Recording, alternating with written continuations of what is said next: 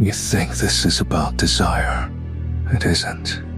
You think the problem is that you want something too much, that your body is simply built this way, that this is just how men and women are wired, and there's nothing to be done about it. But sit with this for a moment. If desire were the real problem, then every person who has ever felt attraction would be trapped the way you feel trapped right now. They aren't. Some people feel a pull towards something, and it passes through them like weather. You feel a pull, and it grabs the wheel. So the question was never why do you want? The question is, why does wanting for you turn into obeying? Stay with me until the end, and you will understand why your brain keeps sexualizing everything it touches. You will understand why the urges get louder every time you feed them, and quieter every time you don't. You will understand why saying I won't do this again has failed you every single time, no matter how much you meant it. You will understand what actually happens in the 3 seconds after an urge appears, and why those 3 seconds decide everything. And by the end, you will understand how to build something inside yourself that doesn't beg to be fed. But I'm not going to hand you the whole answer yet, because the whole answer, given too early, changes nothing. You've probably read 100 answers already. None of them moved you. Not because they were wrong, but because you weren't ready to hear them the way you're about to hear this one. There is a version of you that has already given up on the idea of ever feeling in control again. Somewhere in the last few months, maybe the last few years, you quietly accepted that this is just who you are now. Someone who scrolls, someone who searches, someone who promises and breaks the promise and promises again, a little more ashamed each time. That version of you is not weak. That version of you was never given a system.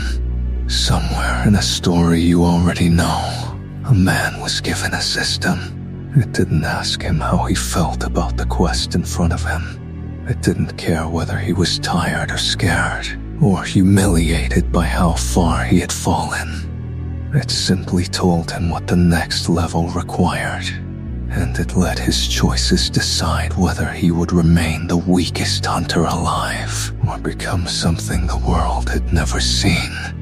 You don't have a glowing blue screen hovering in front of your eyes, but you have a system anyway. It's running right now. It has been running for years. Nobody installed it on purpose. It installed itself, one repetition at a time. Every time you reached for stimulation instead of sitting with discomfort. And right now that system is optimized for exactly one outcome. More stimulation. Faster, with less friction, regardless of what it costs you tomorrow. Here is the first uncomfortable truth. You didn't fail to control your urges. You trained them to control you. Every brain does this. It isn't a flaw unique to you. It's a mechanism. The same mechanism that lets a person learn a language, learn a skill, learn to flinch at a sound that once meant danger. Your brain doesn't know the difference between a habit that builds you and a habit that hollows you out. It only knows one law. Whatever gets repeated gets reinforced. Whatever gets reinforced gets easier to trigger next time. And whatever becomes easy to trigger starts triggering itself. Before you even decide anything, you wake up. Before your eyes are fully open, your hand is already moving toward the phone. You didn't choose that motion. It chose itself. Because it has happened enough mornings in a row that your body no longer waits for permission. That's not a character flaw. That's a pattern executing exactly as it was trained to execute. But here is where most people stop thinking and start feeling sorry for themselves instead. They say, I have no self-control, and they treat that sentence like a life sentence. like a diagnosis carved into stone. They stop asking why the pattern exists and start assuming it simply is them. It isn't. A pattern that was trained can be retrained. That single idea is the entire foundation of everything that follows tonight. Not motivation, not shame, not willpower as some mystical inner fire you either have or don't. Training, repetition. The same law that built the loop you're trapped in is the same law that can dismantle it. But before you can dismantle anything, you need to see it clearly. Because right now, most of what you call the problem is actually several different things tangled into one knot.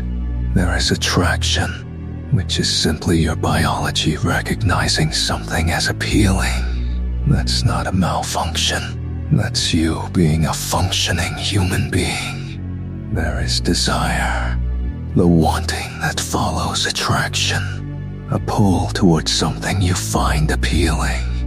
There is urge, which is different from desire in a way almost nobody explains properly. An urge is desire with a timestamp. It's your nervous system saying, act now, not you may act eventually. Urges are loud specifically because they are built for urgency. There is fantasy, the mental rehearsal your mind runs, sometimes uninvited, replaying or inventing scenarios that feel real enough to trigger a physical response, even though nothing outside your skull has happened. There is compulsion, the point where wanting stops feeling optional. Compulsion is desire that has learned it will be obeyed, so it no longer asks politely. It demands. And then there is behavior, the actual action, the scroll, the search, the click, the hour that disappears. Almost everyone collapses all 6 of these into a single word: horny, or weak, or broken. But you cannot fix 6 different problems by giving them one blurry name. You have to separate them, the way a hunter learns to separate the different ranks of monster in front of him. Because you don't fight an S-rank threat with the same strategy you'd use on something low level. Attraction is not your enemy. It never was. Fantasy in moderation is not your enemy either. Your actual battlefield is much smaller than you think. Your actual battlefield is the gap between urge and behavior. That gap is the only place where anything can be changed. And most people don't even know that gap exists, because their pattern has been trained to close it instantly. Urge appears. Behavior follows. Almost with no space between them at all. That's not because they're broken beyond repair. That's because that gap has never been trained. Nobody trains a muscle they don't know they have. So here is the second truth, and it's heavier than the first. The urge itself is not the enemy. What happens in the 3 seconds after the urge appears, that is where everything is decided. In those 3 seconds, you have a choice that feels like no choice at all. Because the pattern has never given you practice making it. But a choice made unconsciously 1,000 times is still a choice. It's just one you've stopped noticing you're making. Think about how the pattern actually formed, because understanding the mechanism removes its power over you. There's a moment researchers and clinicians describe as a simple loop. A cue appears, something you see, feel, or think that signals stimulation is available. That cue produces a craving, a rising pressure demanding relief.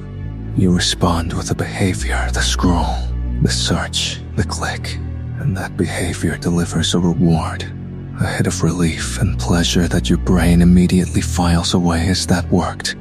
Do it again next time this feeling shows up. Cue, craving, behavior, reward. Then the loop closes and waits for the next cue. This isn't a moral failure playing out inside you. It's closer to a machine executing a subroutine it was taught to execute. And here's the part that should genuinely unsettle you. The reward doesn't even have to be that strong for the loop to become powerful. It only has to be reliable. A slot machine doesn't need to pay out every pull to keep someone pulling the lever. It only needs to pay out often enough, unpredictably enough, that the brain keeps believing the next pull might be the one. Highly stimulating content, especially content engineered for maximum novelty and constant variation, can train this loop faster and deeper than almost anything else a person consumes, because it hits multiple reward pathways at once, and it can reinforce a pattern where your attention starts anticipating stimulation before you've even consciously decided to seek it out. That's why willpower alone keeps failing you. You've been trying to out-willpower a loop that fires faster than conscious thought. You're trying to stop a car with your bare hands after it's already doing 60. Of course it isn't working. The mistake was never your weakness. The mistake was fighting the loop at the exact point where it's strongest, instead of at the point where it's weakest. So where is it weakest? Not at the urge. Not even really at the craving. It's weakest at the cue. It's weakest before the loop even starts spinning. This is the part nobody prepares you for, because it sounds almost too simple to matter, and the mind resists simple answers when it's used to complicated failure. If you can interrupt the pattern before the cue turns into a craving, you never have to fight a battle you keep losing at full strength. You fight it while it's still small, while it's still weak, while it hasn't yet leveled up into something that overrides you. Picture a hunter facing something monstrous, fully evolved at the peak of its power. Now picture that same threat while it's still small, still forming, before it has grown into what it eventually becomes. Any competent strategist target the threat early. Not because they're afraid of the fight later, because they understand that power compounds on both sides of a battle. Every time you feed the loop, it becomes a slightly stronger version of itself for the next encounter. Every time you starve it at the cue, it becomes slightly weaker. This is where environment becomes your first real weapon. Not because environment is glamorous, but because it's leverage. You cannot rely on willpower to defeat 100 cues a day, forever. But you can remove cues. You can put your phone in another room while you sleep, so your hand has nothing to reach for in that half-awake state where your defenses are lowest. You can restructure the apps, the tabs, the late-night scrolling that has quietly become a ritual disguised as relaxation. None of this is about punishing yourself.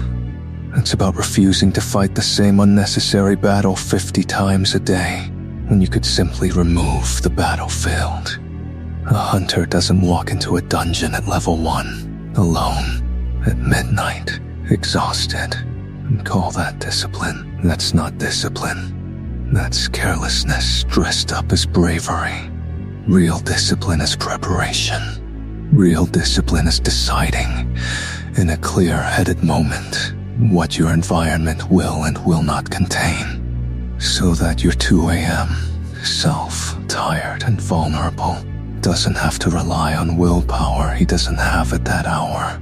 You win the battle in the afternoon by making a decision your tired self will thank you for later. But environment alone isn't the whole answer, and if I let you believe it was, I'd be lying to you. Because even in a clean environment, the mind still generates its own cues. A memory, a thought, a moment of boredom. And this is where most people hit the wall they don't know how to climb, because they think the goal is to never feel an urge again. That goal is a trap. You are not trying to become a person who feels nothing. You are not trying to erase attraction or fantasy or desire, as if humanity itself were the disease. Anyone who tells you the goal is to feel nothing is selling you a version of yourself that isn't even human anymore. The goal was never numbness. The goal is authority. There's a difference between a mind that has no urges and a mind that has urges and simply does not obey them on command. The second one is not weaker. The second one is a mind that has trained a different relationship with its own impulses. And that relationship is built through one specific skill, a skill almost nobody teaches directly. The skill of delay, not suppression, not denial. Delay when an urge appears. You are not required to fight it, argue with it, or shame yourself for having it. You are only required to do one thing. Wait, 90 seconds, that's it. 90 seconds is often enough for the chemical intensity of an urge to crest and begin falling. The same way a wave rises, peaks, and comes back down, whether you fight it or not. Most people never discover this, because they've never once let the wave finish its own cycle. They interrupt it early, every time by feeding it, so they never learn that it was always going to pass with or without their surrender. 90 seconds of discomfort, chosen on purpose, is training. It is the exact equivalent of a hunter forcing his body through one more set when every fiber of him wants to stop. The value isn't in that one set. The value is in what that set teaches his nervous system about what he's willing to endure. Every time you let an urge rise and fall without feeding it, you are teaching your own nervous system the same lesson. This feeling is survivable. This feeling does not require immediate obedience. I am allowed to feel this and still choose differently. That lesson, repeated enough times, becomes identity. But delay alone, done in isolation, staring at the clock and white-knuckling your way through 90 seconds of pure suffering, is brutal and unsustainable. So here's the next piece, and it matters more than people expect. You cannot fight an urge with an empty mind. An empty mind hands the urge the whole stage. You have to give your attention somewhere else to go. Something physical, something immediate, something that pulls blood and focus away from the loop that's trying to spin up. Movement does this better than almost anything else available to you. Not because exercise is some magic cure, but because a body under physical exertion is chemically a different environment than a body sitting still, scrolling, marinating in stillness and stimulation. Push-ups, a walk outside, cold water on your face. Anything that forces your physiology to shift state interrupts the loop at a biological level, not just a mental one. You're not arguing with the urge anymore. You're changing the terrain the urge is trying to operate on. Think of it as switching maps mid-fight. The threat that had the advantage on one battlefield suddenly has no advantage at all on a different one. And there's a deeper reason this works. One that connects back to something most people overlook completely. Compulsive sexual attention rarely thrives in a life that's full. It thrives in the gaps. Boredom, loneliness, numbness, exhaustion disguised as relaxation. Late nights with nothing pulling your focus anywhere meaningful. The urge doesn't create the gap. The gap creates the opening the urge walks through.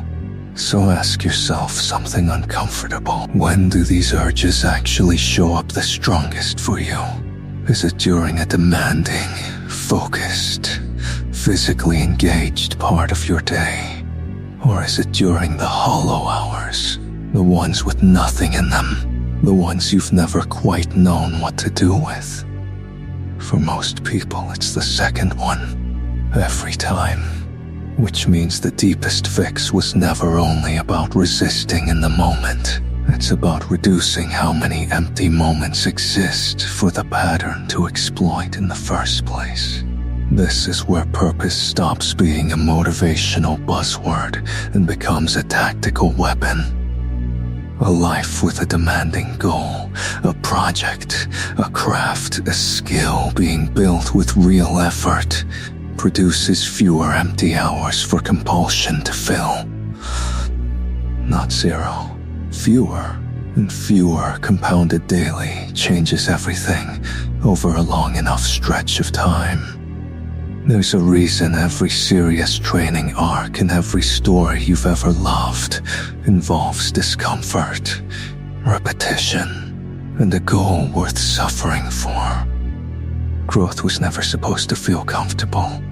The version of you sitting in stagnation, repeating the same loop, feels comfortable in the short term and miserable in the long term. The version of you in active training feels uncomfortable in the short term and gradually becomes unrecognizable in the long term. You get to choose which discomfort you live with. There is no version of this where you feel nothing. Now here's a question worth sitting with honestly. How many times have you told yourself, this is the last time, and meant it completely in the moment with total sincerity? And how many times has that promise collapsed within days? Sometimes hours. If you're honest, the number is higher than you'd like to admit. But here's the revelation hiding underneath that pattern, one most people never uncover because they're too busy feeling ashamed of the failure to examine why it kept happening. The promise wasn't the problem. Your intention was never fake. The problem is that a promise made once, in a moment of clarity, cannot override a system trained through hundreds of repetitions in moments of weakness. Motivation is a single spark. A trained pattern is a groove worn so deep the water runs through it automatically. Whether you feel motivated that day or not, you cannot outpromise a groove. You can only carve a new one. And a new groove is not carved through a single dramatic decision. It's carved the exact same way the old one was. Repetition. Small, boring, unremarkable repetition. Repeated on days you feel strong and days you feel like giving up completely. This is the part where the metaphor of the system becomes more than decoration. Because a system built for growth doesn't care whether you feel inspired on a given day. It only tracks whether the quest was completed. Discipline, real discipline, functions the exact same way. It isn't a feeling you wait to arrive before you act. It's an action you take regardless of whether the feeling shows up first. Most people wait to feel motivated before they behave differently. That's backwards, and it's exactly why they stay stuck. Behavior first. Identity follows behavior, not the other way around. Every single time you interrupt the loop, at the cue, through delay, through movement, through walking away from the phone instead of reaching for it, you are not just avoiding a mistake. You are logging a rep. You are completing a quest your future self will never see directly, but will absolutely benefit from. The same way a level gained in silence still shows up in the next fight, whether anyone was watching the grinding happen or not. Nobody claps for the rep that didn't happen. Nobody sees the video you didn't open, the search you didn't type, the loop you starved instead of fed. That invisibility is exactly why most people give up on this kind of growth. It doesn't reward you publicly. It rewards you privately, slowly, compounding somewhere beneath the surface, until one day the version of you that used to lose this fight automatically simply isn't there anymore. That's not a metaphor, that's how identity actually changes. Not in a single cinematic moment, but in thousands of unremarkable ones nobody was there to witness. But let's be honest about something else. Because pretending this process is painless would be a lie, and I promised you the truth, not comfort. You will fail sometimes. Somewhere in this process, the old loop will win around. You'll feed it again, despite everything you now understand. And in that moment, you're going to face a decision far more important than the moment of relapse itself. What you decide to believe about yourself immediately afterward. Most people treat a single relapse as proof that the entire effort was pointless, that they are simply, permanently this way, and nothing will ever change it. That belief is not just false. It's the exact mechanism that keeps people trapped for years. Because a person who believes change is impossible stops training entirely. And a system that stops training stops leveling up. A single loss doesn't erase the levels already gained. If you're serious about becoming that version, if you're done treating this as something you'll fix eventually, and ready to start treating it as a system you build starting today, then this channel exists exactly for that. Every video here is another piece of the same training arc, built for people who are done waiting to feel motivated before they start moving. If that's the version of yourself you're building, stay on this path with us. And before you go, put it in writing, not for me, for yourself. Comment the words, "I train my attention," and let that sentence be the first rep in your own system. The moment the old pattern starts losing ground to the one you're about to build. The weakest version of you already lost enough fights. Let this be the one where the training finally begins.